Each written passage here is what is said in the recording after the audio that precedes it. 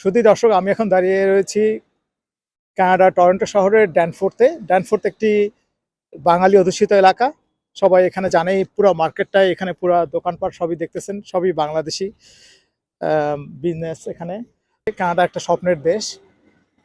বাংলাদেশের, শুধু বাংলাদেশ নয়, পৃথিবীর সমস্ত দেশ থেকে প্রচুর লোক আসতেছে। তো বাংলাদেশি যারা আসতেছে তারা অন্যান্য দেশের চাইতে অত বেশি না, বিশাল বড় একটা দেশ। যে আমাদের কাছে মনে হচ্ছে এই ড্যানফোর্থে আমরা বাঙালি খুঁজে পেতাম না। কয়েকটা দোকান ছিল, এখন প্রতিদিন দেখা যায় প্রচুর বাঙালি, আমাদের সেই দেশের মতো আড্ডা। এখানে যারা আসছেন নতুন, তাদের কয়েকজনকে আমি জিজ্ঞেস করব তারা কেমন আছেন, তাদের মুখ থেকে শোনা যাক। আমি জানুয়ারিতে আসছি 13 তারিখে। জানুয়ারি? জি। এখন হলো আজকে মার্চের প্রায় 24 তারিখ। হ্যাঁ। আচ্ছা, তো কেমন লাগতেছে আপনার? না, মোটামুটি আলহামদুলিল্লাহ ভালো। বাঙালিদের হচ্ছে ভাষা নেই, ইংলিশ কম বুঝেন। এরপরে যেভাবে মন মানসিকতা নিয়ে আসছেন যে আসলেই টাকা কামাইতে পারবেন, সেরকম এই দেশ না। এক্সপেরিয়েন্সিভ অনেকগুলাই, মানে যে টাকা কামাই করবেন তার চেয়ে বেশি খরচ। $500 মান্থলি পেমেন্ট দিতে হচ্ছে। একা থাকতেছেন? জি। $500 কি একটা পুরো বাসায় নাকি নো একটা নো নো রুমে নো, নাকি জাস্ট একটা পার বিছানা? Head, just per head. কাজ কামের অনেক প্রাইসেস, তো যে ফ্যাসিলিটি দিচ্ছে গভর্নমেন্ট, সেটার জন্য অনেক ধন্যবাদ। যারা আসতে চাচ্ছেন বাংলাদেশ থেকে, তাদের উদ্দেশ্যে কিছু বলেন। কষ্ট কম হবে যদি কথাবার্তা জানেন, প্লাস টাকা পয়সা সাথে করে নিয়ে আসেন। মিনিমাম মাসে $1000 সামথিং খরচ হবেই। একা আপনার? জি, একা। তাও যদি আপনি রুমমেটের সঙ্গে থাকেন। রুমমেটের তো সেই $1000 আপনি কতদিন মনে করতেছেন? আপনি তো মাত্র 3 মাস। আমি অনেকের সাথে কথা বলেছি, তারা 6 মাস 7 মাস হয়ে গেছে, এখন পর্যন্ত কোনো জব পাচ্ছে না। জি জি। তাদের নিজের যেই টাকা নিয়ে আসছে সেই টাকা তারা খরচ করতেছে। আমি এই 3 মাসে প্রায় মনে করেন যে বাংলার 5 লক্ষ টাকার মতো খরচ হয়ে গেছে অলরেডি। 3 মাসে? জি জি, 3 মাসে। আমি মার্চের 3 তারিখে এখানে আসছি। মার্চের 3 তারিখে? আপনি তো চলতি একদম মাসে। নতুন। একদম না। মাসখানেক হয় নাই? আমার অভিজ্ঞতা, কানাডা তো বাঙালিদের জন্য একটা স্বপ্নের দেশ। হ্যাঁ। আর কানাডিয়ান মানুষ যারা আছে, কানাডিয়ান গভর্নমেন্ট যেটা আছে, এটা আসলে আমাদের সাথে স্বপ্নের মতো ব্যবহারই করে। এদের ব্যবহার সবই হেল্পফুল। যা দুঃখজনক ব্যবহার, সেটা হলো আমাদের বাঙালিদের থেকে। বাঙালিরাই বাঙালিদের কেউ সত্যিভাবে মন থেকে কেউ উপকার করবার চায় না, টাকা চায়। বাঙালিরা যে যেখানে ঢুকছে বাস সেখানে তসতস করার জন্য যথেষ্ট। আমিও বাঙালি, আমিও প্রাউড ফিল করি বাঙালি হওয়ার জন্য, কিন্তু বাঙালিদের এই সমস্ত জিনিস ছাড়লে ভালো হয়। এখানকার প্রত্যেকটা রিফিউজির জন্য সরকার 6,000 টাকা সরকারের পক্ষ থেকে দিয়ে এক একটা উকিল নির্ধারণ করেছে যে এই নতুন নিউ কামার রিফিউজির জন্য তুমি আমার পক্ষ থেকে লড়াই করো, আমি উল্টা বেতন দেবো। সেই জায়গায় এখানকার উকিলরা আমাদের পক্ষ থেকে উল্টা আরো 6,000 5,000 টাকা করে নিচ্ছে। অর্থাৎ যে যেভাবে পারতেছে বাঙালিকেই কুরবানি দিচ্ছে। 3 মান্থ হলো। আপনার অভিজ্ঞতা বলেন কানাডা সম্পর্কে। অভিজ্ঞতা তো অনেক খারাপ। এখানে কাজ কাম কিছুই নাই। এখানে ড্যানফুডের আশেপাশে রুম রেন্ট এগুলা তো টু মাচ। আর মনে করেন এখানে দালালের অভাব নেই। শুধু আমার নতুন কেউ আসলে দালালের চক্করে পড়বেন না, এটাই আমার বিশেষ করে কথা হইলো। মনে করেন আপনারা বলবো আমেরিকাত ফাটাই দিব, এখানে ফাটাই দিব, সেখানে ফাটাই দিব, আসার পর আপনি বুঝতে পারবেন এখানে অবস্থা কি। আর শুধু এখানে যদি বলি ভাই এখানে আইসেন না, আসলে বলবেন উনি চলে গেছেন এই জন্য বলতেছেন এখানে আইসেন না, উনি ভালো জায়গাতে গেছেন গা। আমরা এটা বুঝতে পারতেছি আমরা এখানে এসে যে কি জায়গায় আছি। ঠিক আছে, Canada one of the best country আমি মনে করি, বাট অনেক অপরচুনিটি আছে কানাডা দে, বাট সময় লাগবে। বাট আমাদের বাঙালির মাঝে তো পেশেন্ট নেই, আমরা ওয়েট করতে পারি না। মনে করেন কিছু জিনিস হয়ে গেছে তাড়াতাড়ি হয়ে যাক, বাট এখানে ওয়েট করতে হইব। লাইক আপনি অ্যাসাইলাম করলেন, অ্যাসাইলাম করার পর স্টেপ বাই স্টেপ আপনার সব কিছু দিবে, বাট আমাদের ওয়েট নেই। আমরা এখান থেকে মুভ অন করে যাই, বলি না এখানে ভালো হবে না, আমেরিকাতে যাই, আমেরিকাতে গেলে ভালো হবে। তারপরে ওখানে যাওয়ার পর কিছুই হয় না, তো লাস্টে জিরো। একটা রুমের রেন্ট হইলে কি $500। আপনারে বুঝে বুঝে আপনি তো নতুন আসছেন, আপনি তো কিছুই জানেন না, ও আপনারে বলবে এটার দাম হচ্ছে কি $600 বা 550। আপনি তো দিতে বাধ্য। 7 বছর হয়ে গেছে। 7 বছর? জি জি। তা আপনি সহযোগিতা করতেছেন এনাদেরকে? যতটুকু সম্ভব করতেছি, আমার যতটুকু নিজের পারতেছি করতেছি ব্যাস। আচ্ছা, নতুন কেউ আসছেন এখানে ওরা আসছে। আচ্ছা, আপনি কবে আসছেন? 7 মাস হয়েছে আজ। 7 মাস এসে আসছেন। আপনার দেশের বাড়ি বরিশাল মনে বরিশাল, হচ্ছে। জি জি জি।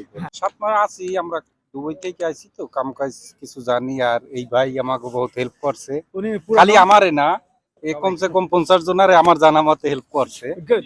এবং কি এয়ারপোর্ট জানা, এই সেই ঘর খুঁজে দেওয়া সবকিছু হেল্প করছে। গুড। হ্যাঁ। টুকটাক কাজ করি বাইরের সাথেই, আচ্ছা, সাথেই টুকটাক কাজ করতে করতেছেন। আছি। তো কেউ কাজ করতেছে, কেউ কাজ পাচ্ছে।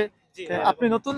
জি, আমিও 4 মাস হয়েছে আসছে এখানে। আচ্ছা আচ্ছা। এই টুকটাক কাজ করতেছি, কাজ জানা আছে যেহেতু এক ভাইয়ের সাথে করতেছি। কাজ পাচ্ছেন, চেষ্টা করলে টুকটাক আমরা চেষ্টা করতেছি, কিন্তু চেষ্টা করলে কাজ পেয়ে হ্যাঁ চেষ্টা করতেছি, টুকটাক কাজও করতেছি। আমাদের পার্মানেন্ট জবটা হচ্ছে না, আমরা আশা করি ইনশাআল্লাহ হবে।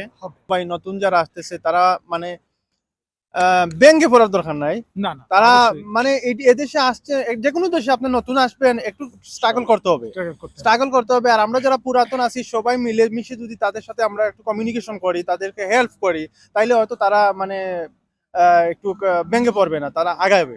তো কাজ তো একদিন না একদিন মিলবে। এই দেশে এখন নতুন অনেক মানুষ আসছে, তো কাজের একটু চাপ আছে, তো আস্তে আস্তে এগুলো সব ঠিক হয়ে যাবে। এগুলা মানে নতুন যারা আসছে তাদের প্রতি আমাদের ভালোবাসা থাকুক, আর পুরানো যারা আছে তারা, আমরা যারা আছি এরা উদার হই ওদের প্রতি। আমি এই দেশে আসছি, আমি টাকা দিয়ে আসছি, আমি সুযোগ পাইছি আসছি, একটা ভালো দেশে আসতেছি। হ্যাঁ হ্যাঁ অবশ্যই। আমরা আমাদের ফিউচারটা ভালো হবে, ঠিক আছে না? ফিউচার দীপ্ত টিভিকে অসংখ্য ধন্যবাদ, যাতে আমরা নতুন যারা আছে, পুরাতন যারা আছে তাদের খবরটা আপনারা তুলে ধরতেছেন। ভালো ভালো খবর দিবেন, আমরা দেখবো। প্লাস অবশ্যই অবশ্যই। আমাদের মূল উদ্দেশ্য হলো যারা এখানে আপনাদের এখানে যারা আসছেন আপনাদের সুবিধা অসুবিধাগুলো জানানো, প্লাস হলো যারা নতুন আসবে তারা যেন কোনো বিপদে না পড়ে। বাংলাদেশ হাই কমিশনের এখানে যে অফিসটা আছে, হ্যাঁ। এখানে ড্রাইভিং এর জন্য যারা G1 টেস্টে যায়, G1 টেস্টের পরে এরা বাংলাদেশের ড্রাইভিং এর অভিজ্ঞতার পত্র একটা সনদ চায় বাংলাদেশ হাই কমিশন থেকে। এখানে একটা ফিস নেওয়া হয় বাংলাদেশ সরকারের পক্ষ থেকে। এই ফিসটা যদি এখানে তারা অফ করে দিয়া হাই কমিশনের পক্ষ থেকে যদি ফ্রি সার্ভিসটা কানাডিয়ানদের মতো দেয়, তাহলে এটাও আমাদের জন্য অনেক উপকার হবে। জি, আমি বাংলাদেশ থেকে মুন্সিগঞ্জের বিক্রমপুরের। তো আমি আসছি 4 মাস হয়েছে অলরেডি। ওয়ার্ক পারমিট এখনো পাই নাই, ওয়ার্ক পারমিট পাবো ইনশাল্লাহ। তবে যতটুকু আইসা আমি মনে করলাম এই কয়দিনে যে কানাডাতে আপনার আসলে সরাসরি কাজ করা যায় না, লিগ্যাল ওয়েতে লিগ্যাল প্রসেসে কাজটা করা যায়। তবে কানাডা গভর্নমেন্ট যেই উদ্যোগটা হাতে নিছে, আসলে কানাডা সবারই সাথে সাথে কিছু দিয়ে দেয় না, সবারই শিখায়, মানে কানাডা থাকার মতো পরিস্থিতি তৈরি করে তারপরে কাজ দেয় কানাডাতে। তো আলহামদুলিল্লাহ কানাডা সরকারের উদ্যোগটা ভালো। তবে একটা সমস্যা কি, আমাদের যে ড্যানফোর্ড এলাকাতে আছে যারা, বাসা ভাড়াগুলো এতটাই বেশি যে থাকাটা খুব কষ্টকর প্রথম ফার্স্ট টাইম আইসা। আমার নতুনদের জন্য আমার কথা থাকবে, যারা নতুন আসতে চায়, কানাডা সম্পর্কে যায় না বুঝা তারপরে কানাডাতে আসবে। আর সবার জন্য ওয়েলকাম, কানাডাতে আসুক ইনশাল্লাহ, দেখুক সুন্দর পরিবেশ, সুন্দর নিয়ম নীতি, ডিসিপ্লিন গুলা। এটাই কানাডাতে বাংলাদেশের যত অভিজ্ঞতাই থাকুক না কেন, এখানকার বাংলাদেশে যদি একজন ডাক্তারও এখানে আসে, এখানকার স্ট্যান্ডার্ড সার্টিফিকেট নিয়ে তার ডাক্তারি করতে হবে। এক্স্যাক্টলি সেম আপনি যেই কথাটা বললেন, এখানে যারা আসবে তারা এখানকার স্ট্যান্ডার্ড, হ্যাঁ এখানকার লাইসেন্স নিয়ে তারপরে জবটা পাবে। কিন্তু ওভারঅল জব পাওয়ার মতো যে সিচুয়েশন, তবে আশাহত হওয়ার কিছু নাই। অবশ্যই এটা একটা বিশাল, এই যে আপনারা আমরা দেখতেছি ড্যানফোর্ডে মনে হচ্ছে যে অনেক বাঙালি, অনেক লোক চলে আসছে, এটা কিছুই না। এত বিশাল একটা কান্ট্রি এটা, এখানে এরকম যদি আরো 10 টাইমস বাঙালি আসে তারপরও ভরবে না, প্রবলেম হবে না। তো আপনারা যেহেতু ড্যানফোর্ডে যেহেতু বাঙালি এলাকাতে আসছেন, কিন্তু আপনারা একদিন কিন্তু এই স্কিল আপনারা যখন জব পাবেন আপনারা অন্য সিটিতে মুভ করবেন। সবাই যখন মুভ করবে তখন এই ড্যানফোর্ড আবার খালি হয়ে যায়। সবার কাছে অনুরোধ, তারা যেন দালালের খপ্পরে না পড়ে এবং তারা যেন স্টাডি করে আরো কানাডা সম্পর্কে জানে, তারপরে যেন কানাডাতে আসেন। এবং কানাডা সবার জন্য ওপেন এবং সুন্দর একটা দেশ।